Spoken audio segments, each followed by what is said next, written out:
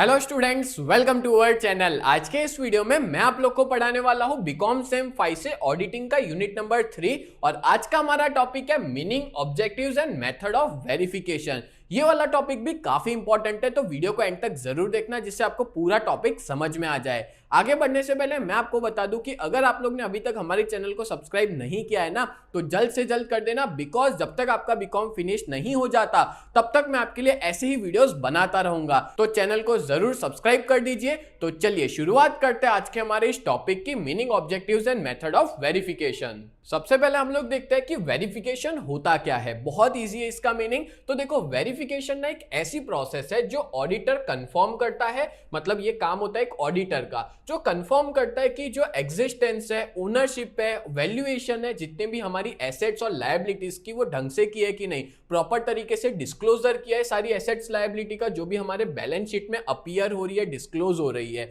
उसको ही हम लोग क्या कहते हैं, वेरिफिकेशन कहते हैं। मतलब इन शॉर्ट हम ऐसा कहेंगे कि ऑडिटर जो होता है ना, वो वेरीफाई करता है हर एक एसेट्स को, हर एक लायबिलिटीज को। बोलो क्लियर हो गया? अदर वर्ड्स में बात करें तो वेरिफिकेशन का मतलब होता है हम लोग ना करेक्टनेस और जेन्युइननेस को एस्टैब्लिश कर रहे हैं कि हमने जो भी फाइनेंशियल स्टेटमेंट बनाया है वो एकदम परफेक्ट है, उसमें कोई भी तरह की गड़बड़ नहीं है। तो वेरिफिकेशन से वो सारी चीजें एकदम क्लियर हो जाती है and it is step beyond vouching. मतलब जब हम लोग वाउचिंग करते हैं ना, वाउचिंग क्या होता है? वाउचिंग जस्ट चेक करता है कि जो भी ट्रांजैक्शन है, ट्रांजैक्शन पे फोकस करता है, उसकी ऑथेंटिसिटी पे फोकस करता है, जो भी बुक्स ऑफ अकाउंट्स में रिकॉर्ड किए सारे ट्रांजैक्शन, उसको चेक करने का काम वाउचिंग का होता है। जबकि मैं बात करूं वेरिफिकेशन की, तो वेरिफिकेशन एंश्योर करता है कि जितनी भी आइटम्स हमारी बैलेंस शीट में लिखी, आइटम्स मतलब किसकी बात कर रहे हैं, एसेट्स और लायबिलिटीज की, बैलेंस शीट में यही दो चीजें होती है, वो क्या एक्चुअल में एग्जिस्ट करती है, उसको ढंग से वैल्यू किया गया है कि नहीं, उसकी कोई फेक वैल्यू तो वहां पे नहीं बताई गई। तो हर एक तरह की वैल्यू को चेक किया जाता है, जो भी बैलेंस शीट में जो भी डेट है, हर एक चीज उस डेट पे जो भी डाला है, हर एक चीज को वेरीफाई किया जाता है, और इसी प्रोसेस को हम लोग क्या कहते हैं,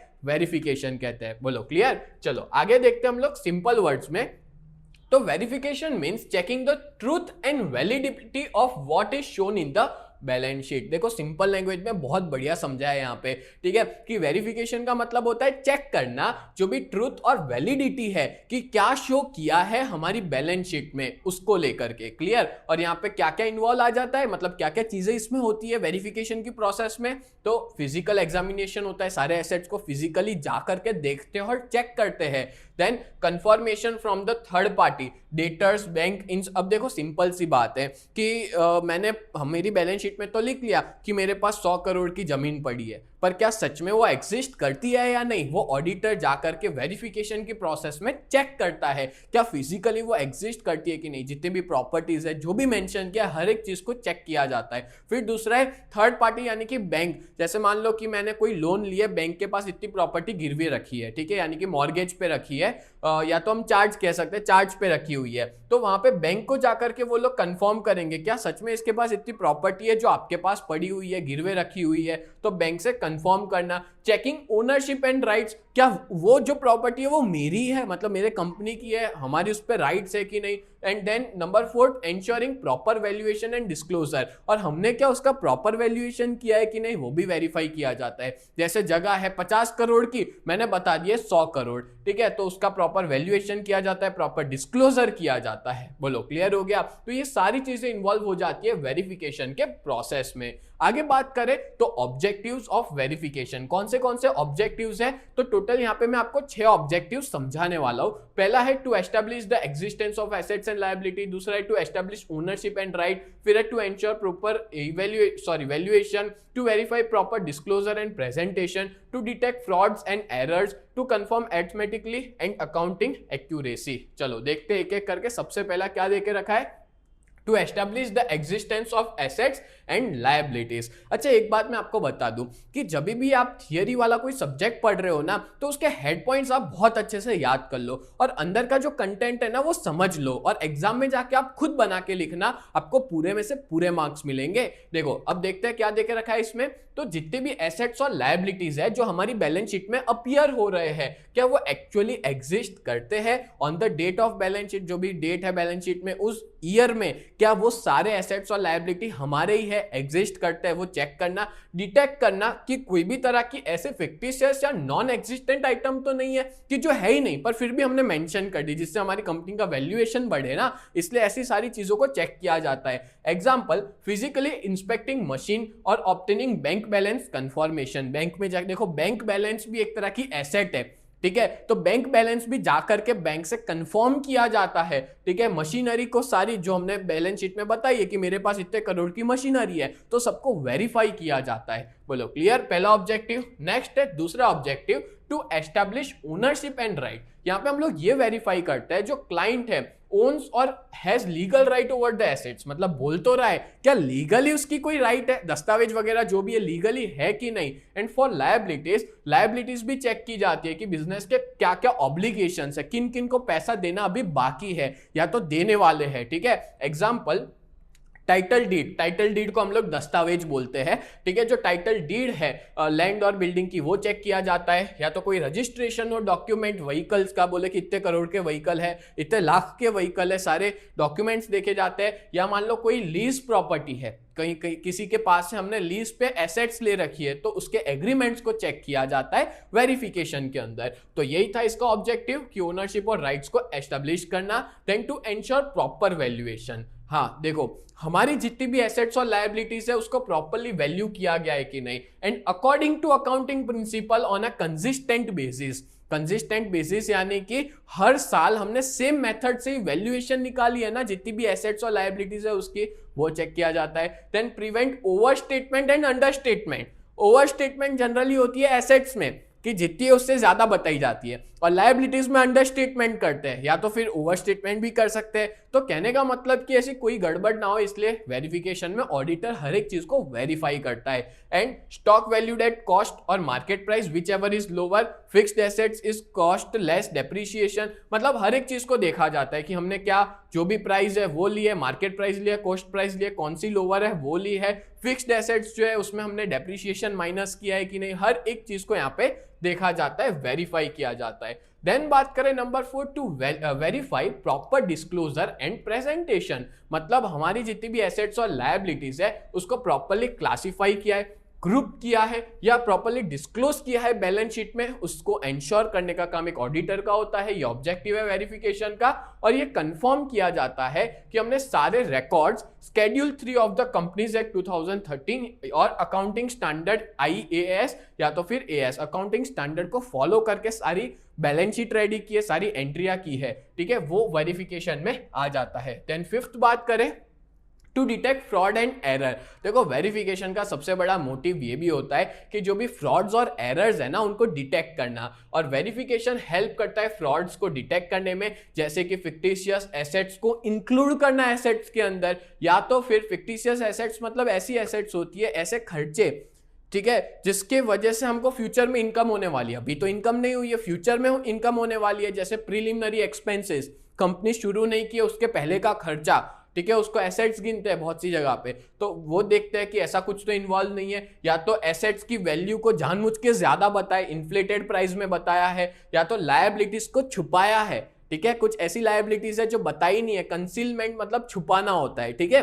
एंड एग्जांपल यहाँ पे दिया है, शोइंग नॉन एग्जिस्टिंग डेटर्स, और ऐसे डेटर्स जिनसे पैसा लेना है ना, नॉन एग्जिस्ट, ऐसा कोई है ही नहीं पर्सन जिससे पैसा लेना है, वो हमने गलत बताया है, या कोई लायबिलिटीज को भूल गए हैं लिखना जानबूझ के, ठीक है। इससे पता है क्या होता है, ये सारी चीज करने से ना बिजनेस की फाइनेंशियल पोजीशन और ज्यादा स्ट्रांग होती है, ठीक है, मतलब बिजनेस मजबूत है ऐसा दिखाया जाता है ये सारी चीजों को करके। तो वेरिफिकेशन में यही सारी चीजों को डिटेक्ट किया जाता है। बोलो क्लियर।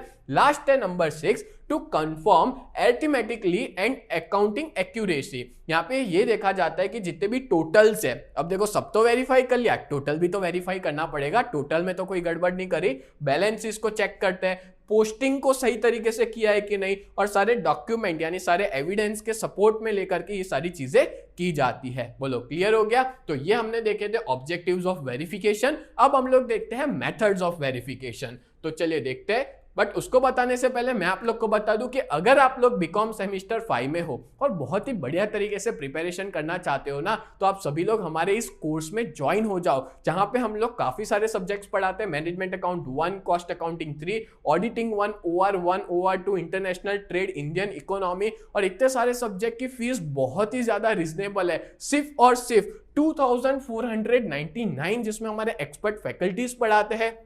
मैं पढ़ाता हूं, कल्पेश सर पढ़ाते हैं, हेमल सर पढ़ाते हैं, जिसमें आपको कोई भी डाउट होगा ना तो हर एक डाउट को सॉल्व करवाया जाएगा। लाइव लेक्चर्स लेते हैं, रिकॉर्डेड वीडियोस प्रोवाइड करते हैं। और अगर आपको इस बैच के बारे में ज्यादा डिटेल में जानना है ना, तो आप लोग हमारी वेबसाइट को विजिट कर सकते हो www.ugt.co.in। और अगर आप लोग हमारा कांटेक्ट करना चाहते हो तो ये हमारा फोन नंबर है हमारे ऑफिस का 7202012221। कोई भी क्वेरीज है आप यहाँ पे कॉल करके पूछ सकते हो। और अगर आप लोग इस कोर्स में कैसे ज्वाइन करना है, तो आप लोग ने अभी तक हमारी ऐप को डाउनलोड नहीं किया है ना, तो कर लेना। प्ले स्टोर पे UGT नाम से है, और ऐप स्टोर अगर आप आईफोन यूजर हो तो ऐप स्टोर पे माई इंस्टीट्यूट के नाम से आपको अवेलेबल हो जाएगी। और उसका ORG कोड है VUGKX, ये उसका ORG कोड है, डाल दोगे तो हमारी ऐप ओपन हो जाएगी। ठीक है, चलो तो सच बता रहा हूं, आप लोग इस बैच में ज्वाइन जरूर होना, जिससे आपकी प्रिपरेशन बहुत अच्छे से हो। बहुत सारे बच्चे अभी तक इस बैच में ज्वाइन हो चुके हैं, आप भी किसका वेट कर रहे हो? जल्द से जल्द ज्वाइन हो जाओ और आप सीधा हमारे फैकल्टीज के कांटेक्ट में आ सकते हो। आप अपने डाउट्स हमसे शेयर कर सकते हो, हम आपके हर एक डाउट को क्लियर कर देंगे। चलो आगे बढ़ते हैं। Next, methods of verification. जो ऑडिटर होता है ना, वो अलग अलग मेथड्स और टेक्निक्स का यूज करता है वेरिफिकेशन के लिए, और वो डिपेंड करता है कि हमारी कैसी एसेट्स है और कैसी लायबिलिटीज है, और इसमें कौन सी मेथड्स आ जाती है। तो टोटल 8 मेथड आज मैं आपको बताने वाला हूं। हेड पॉइंट अच्छे से याद करके जाना, अंदर बना के लिख सकते हो। जिसमें सबसे पहला है फिजिकल इंस्पेक्शन और एग्जामिनेशन, डॉक्यूमेंट वेरिफिकेशन जिसको एग्जामिनेशन ऑफ टाइटल डीड कहते हैं, confirmation from third parties, then examination of record and books, analytical procedure, valuation, verification, inquiry and observation, और लास्ट है रिकंसाइलेशन। चलो एक एक करके समझते हैं। सबसे पहला है फिजिकल इंस्पेक्शन एंड एग्जामिनेशन। यहाँ पे इस मेथड को यूज किया जाता है कब? जब हम लोग ना पर्सनली जाके देखना चाहते हैं जितनी भी टेंजिबल एसेट्स है, जैसे कैश है, स्टॉक हो गया, या प्लांट हो गया, फर्नीचर हो गया, मशीनरी हो गया, बिल्डिंग हो गया, जमीन, सारी चीजें यहाँ पे चेक की जाती है। ठीक है, और कंफर्म करते हैं कि जो एग्जिस्टेंस और कंडीशन ढंग से है कि नहीं। ऐसा तो नहीं है झूठ मूठ में हमने हमारे एसेट्स बता दिए हमारी बुक्स ऑफ अकाउंट्स में, बैलेंस शीट के अंदर, इसलिए सब कुछ चेक किया जाता है। तो पहली मेथड है कि फिजिकल जाके इंस्पेक्ट करना, और जिसमें एग्जाम्पल देके रखा है काउंटिंग कैश इन हैंड, उनके पास कितना कैश पड़ा है सबको काउंट किया जाता है। प्लांट और मशीनरी को इंस्पेक्ट किया जाता है, उनके वेयर हाउस को जाके विजिट किया जाता है, जिससे स्टॉक पता चले। वो उस बुक ऑफ अकाउंट में तो लिख लिया कि हमारे पास 5 करोड़ का स्टॉक पड़ा है, तो वो 5 करोड़ का स्टॉक जाके वेरीफाई करते हैं, देखते हैं कि सच में है या नहीं। ठीक है, देन है नंबर 2 डॉक्यूमेंट्री वेरिफिकेशन, मतलब examination of title deed. Title deed मतलब आपको पता ही होगा, दस्तावेज होता है ना, उसको चेक किया जाता है। जैसे मान लो आप सच में उसका ओनर हो, आपकी सच में लीगल राइट है, उसके लिए ये 3 डॉक्यूमेंट्स देखे जाते हैं। जैसे लैंड बिल्डिंग की बात करें तो उसमें टाइटल डीड देखा जाता है, दस्तावेज देखा जाता है। ठीक है, फिर व्हीकल्स की बात करें तो उसके रजिस्ट्रेशन सर्टिफिकेट देखे जाते हैं, या तो फिर आपके शेयर आपके पास है तो शेयर सर्टिफिकेट, डिबेंचर या तो एग्रीमेंट्स जो है वो देखे जाते हैं। एग्जाम्पल देके रखा है verify property ownership through sales deed और लैंड रजिस्ट्री रिकॉर्ड, मतलब लैंड रजिस्ट्री रिकॉर्ड या सेल्स डीड से, दस्तावेज वगैरह से हम लोग चेक कर सकते हैं, वेरीफाई कर सकते हैं कि उसमें हमारी ही ओनरशिप है या नहीं। देन बात करें number 3 confirmation from third party.